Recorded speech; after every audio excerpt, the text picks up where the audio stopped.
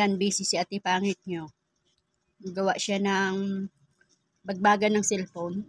Ito ginawa niya. Kagaya ng cellphone. Pinahit niya. Tapos ngayon, nilagyan niya na yan. Ito. Yan na naman yung isa. Gawa niya. Yung gamit niya po yan. Yan.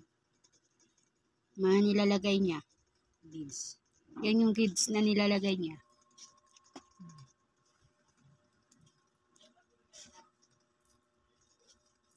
Yan. Tapos lagyan niya na yan. Yan, gagamitin niya.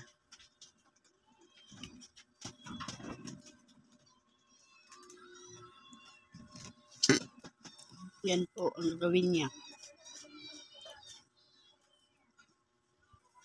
Kulay black. Yung bagbag na ginawa niya.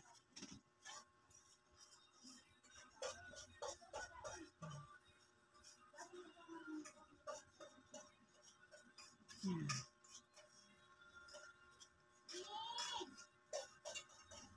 Yan mga kapangit.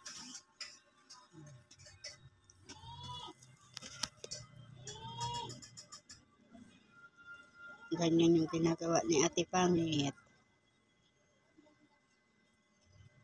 Glow gun yung parang ano niya. Pinapadikit niya. Glow gun ba yan, Nget? Glow gun.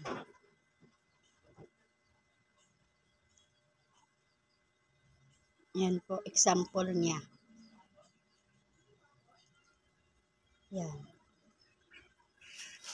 Pag nakagawa na siya ng marami, pwede na niya i-display sa tindahan.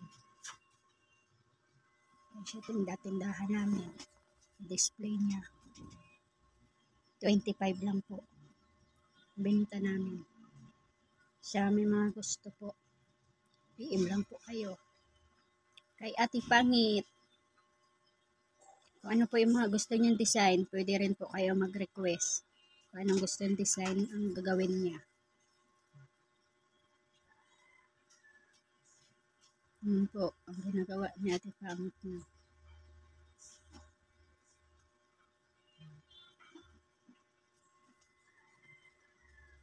Ito yung ginawa niya. Tapos na. Nahuli ko na ng video. Sorry. Tibay po yan. Cellphone na Vivo ang kasya. Vivo na cellphone. Ganda po siya. Yung loob niya parang ano siya. Hindi siya nababasa. Parang kaputi yung loob. Yan po yung gawa niya. Lapit na siya matapos. May pa-design pa. May red, decolores yung kulay, assorted color. Yan po. Maliit na kasi yung bala niya, kaya ano. May nag-order na po niyan. Si Ate Lolo. At si Ate Jikay. Nag-order. 25 lang po. Yung ano, price niya. Murang-mura. Hindi mabigat sa bulsa. Mga kapangit. Yan po. Tapos na po. Babush, mga kapangit.